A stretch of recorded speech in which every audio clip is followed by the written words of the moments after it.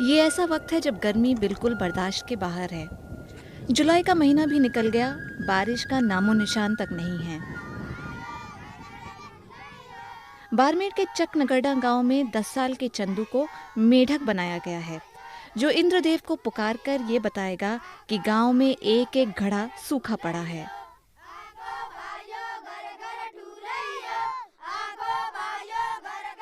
चंदू के नेतृत्व में ये जुलूस घर घर जाकर अनाज इकट्ठा करता है।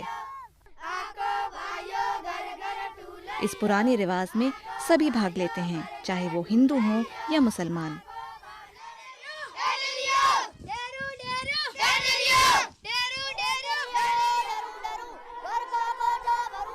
आखिर में गांव के सूखे तालाब के पास जमा होकर दिन भर की अनाज की कमाई को गुड़ के साथ पकाया जाता है और इंद्रदेव को चढ़ाया जाता है। तब कहीं जाकर बच्चों को ये मीठा प्रसाद मिलता है। मगर इतनी सारी पूजा पाठ और खेल कूद के बाद भी बारिश गायब है। बादल घुमड़ घुमड़ कर आते और चले जाते हैं। नमस्कार, आकाशवाणी जयपुर अजमेर से सांध्यकालीन प्रादेशिक समाचारों में आपका स्वागत है। पहले मुख्य समाचार।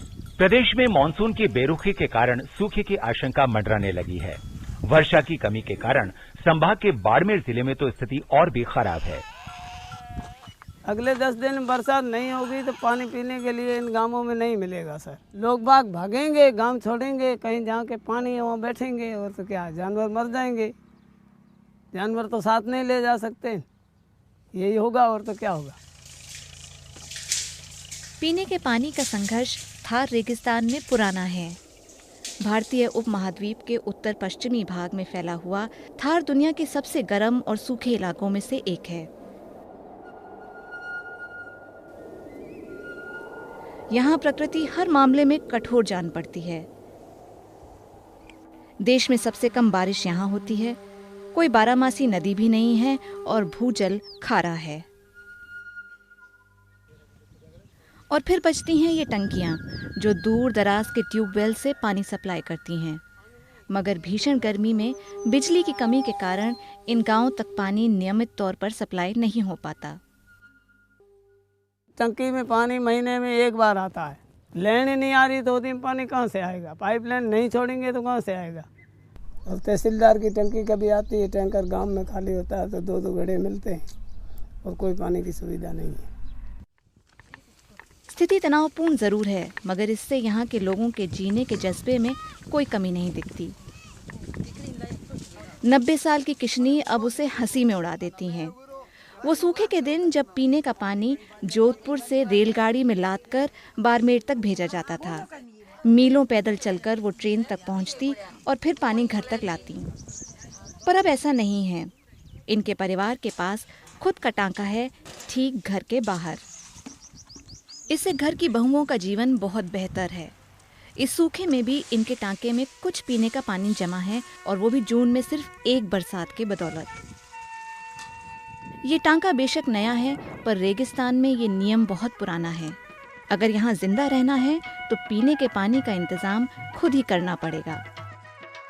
तो सबसे पहले ये टांका पानी जमा करने का सबसे आम तरीका है। आप जमीन के नीचे एक पक्का टैंक बनाते हैं और उसके चारों ओर एक ढलान वाला आगोर यानी कैचमेंट। आगोर को साफ सुथरा रखा जाता है और टैंक में पानी के प्रवेश स्थान पर जाली लगाई जाती है, जिससे किसी भी प्रकार का कचरा बाहर रोका जा सके। बारिश होने पर आगोर पर पड़ने वाली हर एक बूंद सीधे टैंक में जाकर गिरती है।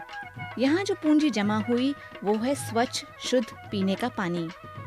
अगर अच्छी बारिश हो तो एक टांका 30,000 लीटर से लेकर 1 लाख लीटर तक पीने का पानी इकट्ठा कर सकता है, जो लगभग 6 से 8 महीने तक काम आ सकता है। बरसात का पानी अगर साफ टांके में रहेगा तो आपको साल भर में साफ करने की भी आवश्यकता नहीं है। अगर आप साफ पानी उसमें लेते जा रहे हैं और उस पानी के टांके पे अगर एक हैंडपंप लगा दिया तो पानी गंदा होगा ही नहीं। कैसे होगा पानी गंदा बताइए? उसमें कुछ गिरेगा ही नहीं। आपका साफ पानी जा रहा है, हैंडपंप से पानी निकाल रहे हैं, कितना स्वच्छ स्वास्थ्यकर पानी हम उससे पी पाएंगे। कई घरों में इस तरह के अंडरग्राउंड टैंक्स भी हैं, जो छत पर गिरने वाले बारिश के पानी को जमा करते हैं। 20 से 30 हजार लीटर की क्षमता वाले ये टैंक रेगिस्तान के गांव और शहर दोनों ही जगह मिलेंगे। पर जब इन टंकियों में पानी खत्म हो जाता है तब लोग रामसर जैसी जगह पर आते हैं। सूरज ढलने से पहले पुरुष, महिलाएं और यहाँ तक कि प्राइवेट टैंकर्स भी आपको इन छोटे कुओं, जिन्हें बेरी कहा जाता है, इनके आसपास नजर आएंगे। आमतौर पर ऐसा लगता है जैसे ये भूजल यानी ग्राउंड वाटर खींच रहे हैं, पर ऐसा नहीं है। बेरी ज्यादातर सूखे तालाब की जमीन पर खोदी जाती है। ये बहुत सकरा कुआं होता है, गहराई भी 10 से 12 फीट से ज्यादा नहीं होती। साल के ज्यादातर समय बेरियां पानी में डूबी रहती हैं। गर्मी के दौरान जब तालाब सूख जाता है तो जमीनी सतह से ठीक नीचे नमी वाली जिप्सम बेल्ट से पानी धीरे धीरे रिसकर बेरी में इकट्ठा होता रहता है। बेरी एक ऐसी मुर्गी है जो हर रोज सोने का अंडा देती है। आज आप उसमें से मीठे पानी की आखिरी बूंद भी निकाल लीजिए, मगर कल उसमें फिर पानी जमा मिलेगा।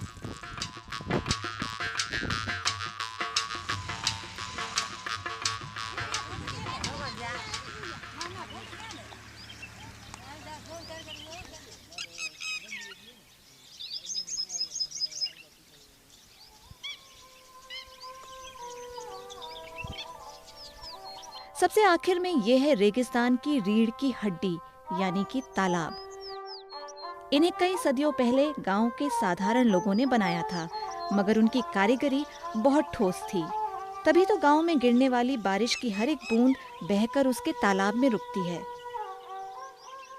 आज यहाँ बाड़मेर में पिछले साल की बारिश का लगभग 20% पानी ही बचा है इन तालाबों में, और फिर भी गांव वालों और उनके मवेशियों के लिए ये जीवन रेखा समान है। और ये पानी बारिश का होता है, ऊपर वाले कुदरत का होता है, तो बिल्कुल भी अच्छा होता है, पीने लायक होता है। हर इंसान लावारिस भी इसमें पानी पी सकता है। और बेरा नल टूट होता है, उसके ऊपर तो हावी हो जाता है कि ये हमारा है, ये उसका है, ये उनका है। तो ये तो सार्वजनिक है, इसमें कोई किसी की ताकत नहीं होती है। पंचायत का, समाज का, इसमें सबका हक है। इसे थार रेगिस्तान का दिल ही समझिए। ये है 800 साल पुराना जैसलमेर शहर। समय के साथ साथ यहाँ के राजाओं और प्रजा ने मिलकर कोई 52 तालाब बनाए, जिनमें बारिश का पानी इकट्ठा होता और पूरे शहर की जरूरत पूरी करता। इनमें सबसे बड़ा तालाब था घरसीसर, जो सबसे प्रसिद्ध भी हुआ। सुंदर नक्काशी वाले पत्थर के स्तंभ मिले तो समझ जाइए तालाब आसपास है और साफ सफाई का ध्यान रखा जाए। जो सदा जीवित रहे यानी अमर सागर जैसा शानदार तालाब भी था। बारिश अगर हाथी को डुबो दे तो इसका मतलब तालाब का पानी 6 महीने तक चलेगा, और अगर घोड़े को डुबो दे तो बात ही क्या, पानी साल भर तक काम आएगा। ये सारी ही रवायतें प्रेरणा से भरपूर हैं, मगर सच तो ये है कि गुजरते वक्त के साथ काफी कमजोर पड़ गई हैं। रेगिस्तान में जैसे ही पाइपलाइन से पानी पहुंचाया गया, लोग धीरे धीरे पानी संचित करने की परंपरा से दूर होते गए। नतीजा ये कि आज जब इंदिरा गांधी कैनाल रेगिस्तान में दूर दराज के गांवों तक ठीक तरह से पानी नहीं पहुंचा पाती, तो प्राइवेट टैंकर्स जो आसमान छूते दाम पर पानी बेचते हैं, इनके अलावा और कोई रास्ता नहीं बचता। ऐसे परिवेश में जब आधुनिक जीवन शैली हर समस्या का हल नहीं जुटा पाती, तब अक्सर समाज अपनी परंपराओं को मुड़कर देखता है।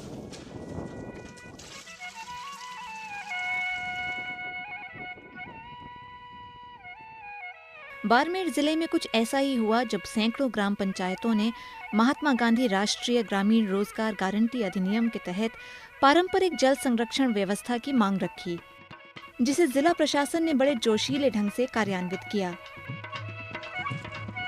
लगभग 4,70,000 घरों ने रोजगार पाने के लिए पंजीकरण कराया, और ग्राम सभाओं की निगरानी में हर कोई हर जगह जल संरक्षण ढांचे बनाने में लग गया। गरीबी रेखा से नीचे रहने वाले लगभग 45,000 परिवारों को अपना व्यक्तिगत टांका बनाने के लिए सामान और मजदूरी दी गई। हर एक टांके में लगभग 30,000 लीटर पीने का पानी इकट्ठा किया जा सकता था।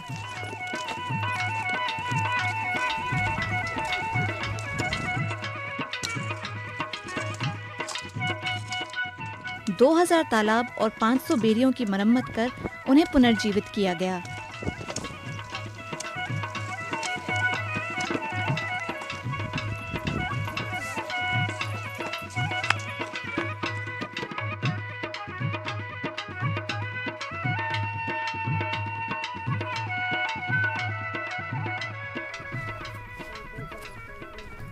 ठीक 1 साल बाद 2010 के मॉनसून में बाड़मेर में सिर्फ नए टांकों में लगभग 1300 मिलियन लीटर पानी इकट्ठा हुआ। टाँका ठाया बस भाई घणो ही है, पानी घणो बरसात में भरी जा रहा, टंके नौड़ा भरी जा रहा, हमें पानी सुविधा घणी है। टाँका हमारे भरी जी इन साल में तो साल भर तक ही हमारा समस्या खत्म ही हो जाए पानी की। नहीं और टाँका नहीं भरी जाए पानी नहीं हुए तो दूर जाना ही पड़ेगा, नहीं तो 77 साल की मदन कौर बाड़मेर की जिला प्रमुख हैं और 1960 से लेकर अब तक लोगों के बीच काम करती आई हैं। उनका मानना है कि सरकार के रोजगार गारंटी अधिनियम के जरिए हर एक परिवार को पीने के पानी के लिए सक्षम बनाना चाहिए, चाहे वो गरीबी रेखा से नीचे हो या ऊपर। हमारी जो रीजनल स्कीम्स हैं, रूरल रीजनल स्कीम्स हैं पानी देने की, उसमें हम करोड़ों रुपया खर्च करते हैं और गाँव में निःशुल्क पानी उपलब्ध कराते हैं। अगर आप पानी आता है तो, ना आए तो अलग बात है। और उसके मैनेजमेंट में लाखों ही नहीं करोड़ों रुपए मैनेजमेंट में खर्च करते, कितना बड़ा स्टाफ लगाते हैं। इवन देन क्योंकि दूरियां बहुत होती हैं वो ठीक से सप्लाई पानी कर नहीं पाते, लेकिन वहाँ भी निःशुल्क है। उसमें चाहे APL है BPL है, सबको निःशुल्क है। तो फिर ये नरेगा में जब हम लेबर आदमी को APL BPL को सबको देते हैं तो फिर टाँका भी देना चाहिए। एक बार आपने टाँका बना कर दे दिया उसको, उसकी सार संभाल मेंटेनेंस एवरीथिंग वो खुद काश्तकार करेगा, चाहे वो APL है चाहे BPL है। तो बहुत बड़ी मदद मिलेगी सरकार को। सरकार को बहुत गंभीरता से सोचना चाहिए कि APL को भी। बात काफी सीधी सी है। अगर देश के सबसे सूखे इलाके में रहने वाले लोग अपने पीने के पानी का खुद समाधान कर सकते हैं तो फिर किसी भी परिवार या समुदाय को पानी के अभाव में जीने की कोई वजह नहीं है। मैं तो सच में ये कहूँगी कि सारे देश में पीने का पानी तो हर परिवार को अपना इकट्ठा करना ही चाहिए, क्योंकि नदियों में भी धीरे धीरे पानी कम होता चला जा रहा है और हमको वो पानी खेतीबाड़ी के लिए भी चाहिए। हम खाद्य सुरक्षा अधिनियम भी पास करने वाले हैं, तो कहाँ से देंगे अनाज लोगों को, कहाँ से देंगे दालें लोगों को। तो वो पानी तो हमारा सिंचाई में काम में आए और पीने का पानी हर परिवार इस देश में कहीं भी रहे, कोई भी रहे, अपना पीने का पानी उसको अपने छत से इकट्ठा करके रखना ही चाहिए। This is the message that I want to give.